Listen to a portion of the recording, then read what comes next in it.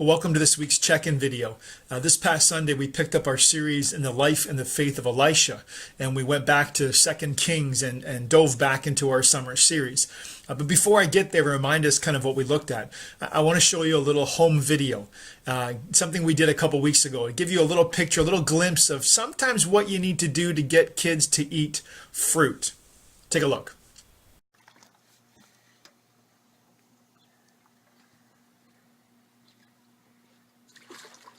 Go. You get a bob from the top or from the bottom? Dun, dun, dun, dun, dun, dun, dun, dun, dun, dun, dun, dun, dun. I can't get it. Sorry. Oh, Get it. that's hard. Oh, he's gonna get it on the side. That's not fair. Push it. Oh, Yay! no, he dropped it. That's gross. Yay! Hey, let's see Riley. Woo! That's how we eat fruit.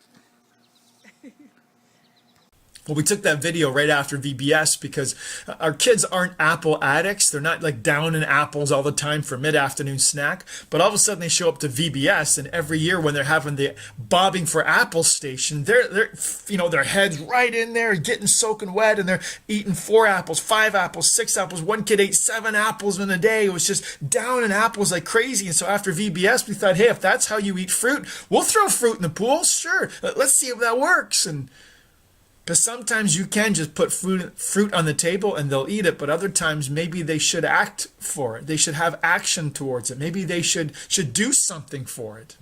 And maybe that would help. And I share all this with you just for some fun, but also to say this kind of reminds me of what we looked at on Sunday with the life of Elisha. Because sometimes God does say, here's a message, here's some truth, here's some leadership, here's a miracle. But like we looked at in the life of Elisha, sometimes God says, let's see if you can step out in faith first. Let's see if you can walk in obedience first, and then I will partner with you, and then I will be right behind you. Because in the story of Elisha, the people of Israel come south with Judah and Edom, and they come to fight against Moab, but they've gone through the desert of Edom, and they have no water left, and they're exhausted, and they're dehydrated, and they can't fight, and they don't know what to do. And so Elisha is called upon, and he inquires of the Lord, and the Lord's message is, dig a ditch. And in fact, make this valley full of tons of ditches. And in faith, if you do this, God will supply the water. God will bring the floods of water to strengthen you by, and you can fight. And it was an incredible message that isn't just, stuck on Elisha. What does God say to Noah? Build an ark. What does God say to Abraham? Leave this country and your people and go to a land that I will show you. What does he say to Peter? Get out of the boat. What does he say to the disciples? Put your nets on the other side. There's an opportunity here at times where God says to his people, it's time to act. It's time to step out in faith. It's time to do something. It's time to walk in obedience. And then I will show up in great ways. It's not a mathematical equation. Don't hear me saying that, where we act on our own and God does something. But there are many times the pattern of God is often to come to his people, call them to obedience, call them to action, and then he will be right behind them. And so maybe in our life, your life, we need to respond in forgiveness and see where God takes that.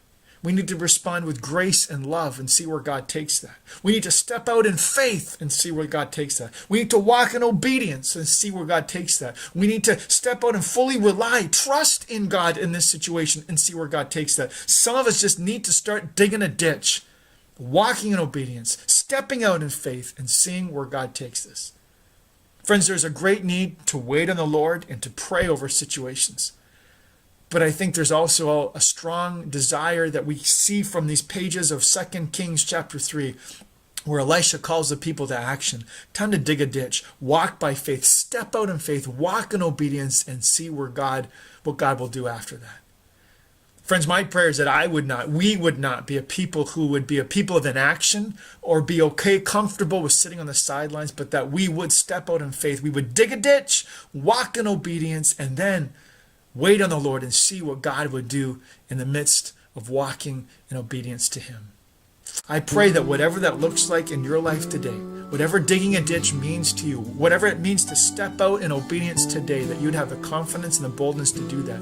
And to pray, God, I'm going to take a step forward. And as I do, I'm praying that you'd be right behind me and you would do something great as I trust in you and walk forward by faith.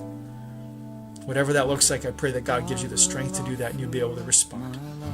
Thanks for studying scripture with us. We look forward to seeing you on Sunday. God bless. Pouring out the oil of love as my worship to you. In surrender